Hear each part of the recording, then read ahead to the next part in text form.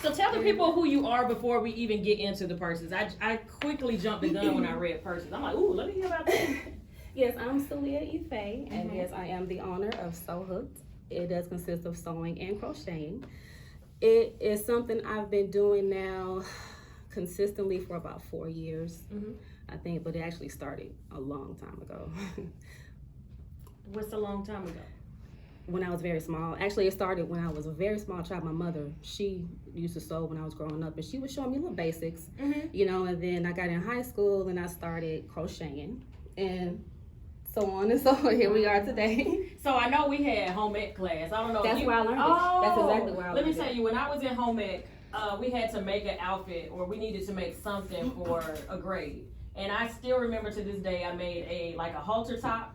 I made a skirt and I made a thong. My teacher used to crack up about that thong. She was like, what are you doing? So I just wanted to know if I could make it. So were you more inspired in high school? I know you said you was doing it way before, but is that what made you do it like as an adult to take it more serious, or was it just something you took in school because you was already good at it and you knew you was going to get a good grade? I didn't know I was good at it until I took it in high school. Okay. Now sewing, the basics my mother taught me, I would do small things. Hem the bottom of your pants, fix zippers, small things. But then when I got in high school, I realized that's what I really wanted to do. That's dope. My dad's mother, she was good at crocheting. So it kind of comes from both sides. Now with crocheting, do you make clothes? I have done a bikini. That's about, and shorts and a skirt. Yes. Okay. Yes, I have done. Now I always wonder, because I have seen some crochet bikinis, so they're good in the water. They're not gonna unravel and oh my gosh, I think I would be paranoid. So do you have one that you've made, a bikini? Yes, I do. And you worn it in the water? I have not. It was just wanted to make it. Yes, I worn the top. I worn the top out, but I've never actually worn a bikini to a pool or to a beach or anything. Okay, so tell me how you made this a brand instead of, you know, a hobby. Some people have things that they do as a hobby, and then some people do it as a business. How did you decide, and why did you decide to make it a business? Because I love doing it so much. Because I've been doing it consistently for about 4 years now. Just a couple of years ago, I thought to myself, maybe I could do something with this because I'm good at it. Maybe I could do something with it. So I decided to slowly, gradually kind of let people know what I was doing. And then unfortunately now we have this pandemic going on, so people need masks. So then I started making the mask, and then you know what I mean? It just kind of is growing by itself, I think. I think it's just kind of doing its own thing. And I love it too, because the whole quarantine, I'm sure you you racked up on that. I'm making some masks right now as we at home. I have some I have to finish. Wow. So how long does it take you to make a mask, and what's the biggest order you've had to do, not just one person, but in a day that you've had to complete within, I'd say maybe the week? Maybe about 5 or 6 at a time. I've had to do. I think I'm working on about 3 or 4 at home right now. Oh wow. Yeah. And how long does it take you to make a mask? It depends on how I make it. If I crochet a mask, it can take, if I do it without stopping, less than an hour. Okay. If I sew, it can take just 10, 15 minutes.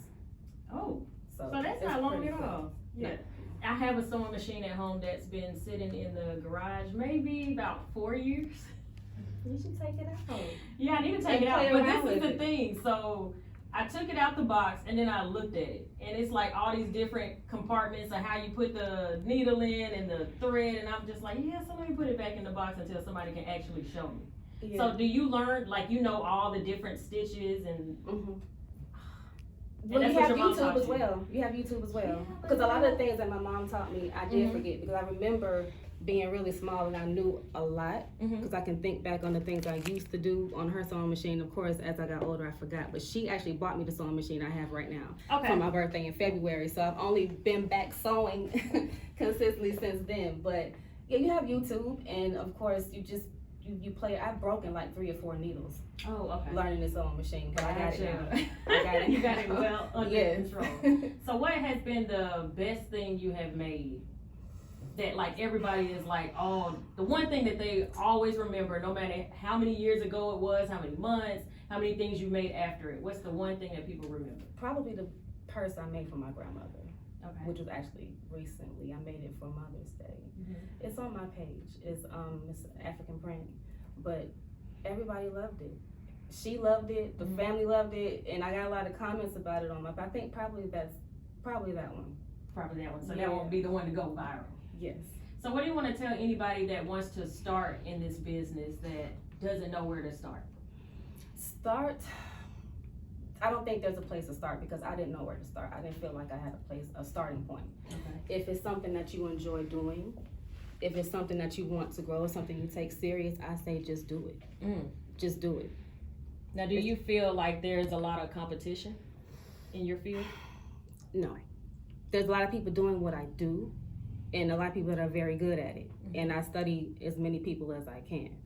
But I don't look at it as competition because what I do is what I do, of course. Yeah. And what, my taste, my craft is a little different. The way I sew is not the way the next person sews. The way I crochet, because I do both.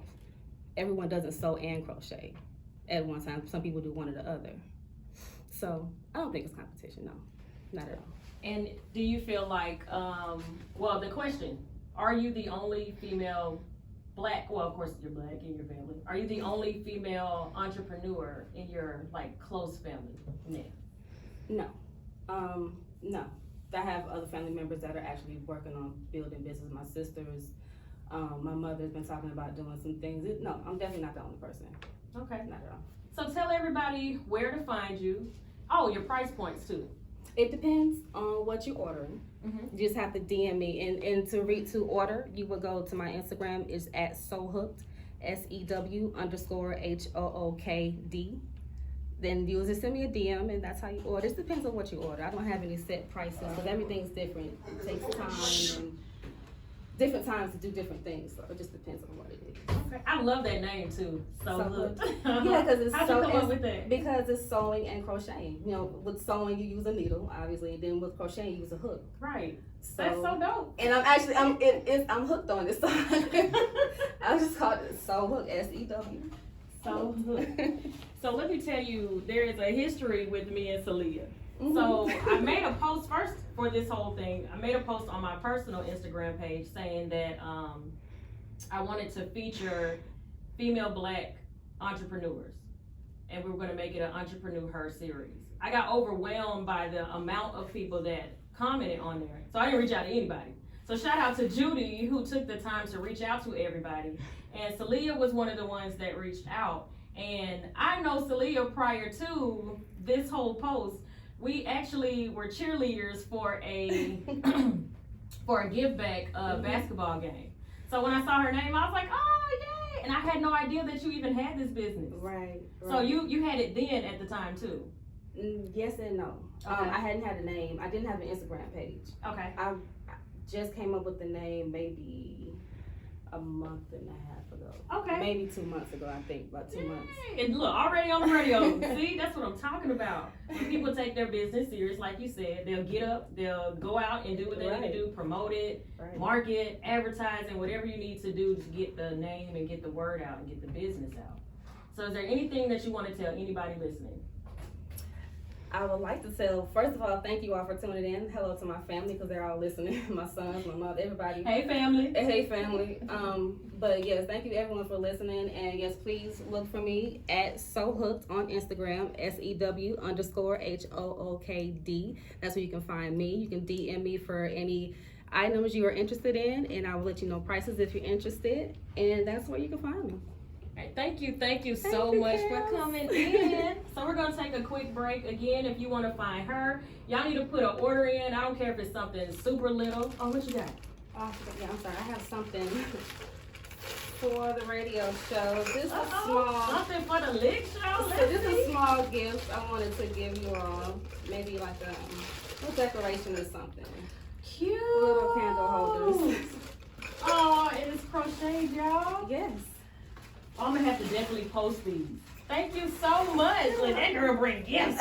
I love it. So we'll be right back. Lick Morning Show hits 92.3.